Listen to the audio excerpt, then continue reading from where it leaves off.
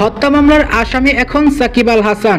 যদিও এই মামলা নিয়েই তিনি ঘটিয়ে ফেলেছেন আরো এক অঘটন, অর্থাৎ সেটা রেকর্ড ব্রেকিং অঘটন। অর্থাৎ বাঁহাতি স্পিনারদের মধ্যে বিশ্বের মধ্যে সর্বোচ্চ উইকেট শিকারকারী এখন সাকিব আল হাসান। কিন্তু সাকিবকে নিয়ে মামলাটা যে প্রায় অহেতুক সেটা বলার অপেক্ষা রাখে না। তবে আপনি কি জানেন, সাকিবকে যদি পুলিশ গ্রেফতার করে কিংবা সাকিবের বিপক্ষে যদি মিথ্যে মামলা আসে, তাহলে ক্রিকেটাররা সাকিবকে ছাড়ানোর জন্য নতুন এক পদক্ষেপ ভেবে নিচ্ছে। হ্যাঁ দর্শক, ক্রিক ফ্রেঞ্চির এক বক্তব্যতে ইমরুল কায়েস সেটাই জানিয়েছে।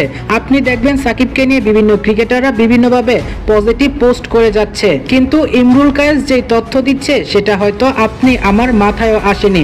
ইমরুল কায়েস বলছে, যেখানে আন্দোলন করে সবাই সবটা আদায় করে নিচ্ছে, সেখানে একটা অহেতুক মামলায় সাকিব ভাইকে ফাঁসানো হলে প্রত্যেকটা ক্রিকেটার সাকিব ভাইয়ের জন্য আন্দোলনে নেমে যাবে এবং প্রত্যেকটা ক্রিকেটার সাকিব ভাইয়ের পাশে থাকবে। সেই একই কথা বলেছেন শরীফুল ইসলাম, রিশাদ হোসেন ও শেখ মাহিদি হাসানদের মতো ক্রিকেটাররা। অর্থাৎ সাকিব যদি নির্দোষ থাকা সত্ত্বেও অহেতুক মামলা করা হয় তার প্রতি, তাহলে প্রত্যেক ক্রিকেটার আন্দোলন করে হলেও সাকিবকে এই মামলা থেকে বেরিয়ে আবারও ক্রিকেটে ফিরিয়ে আনবে।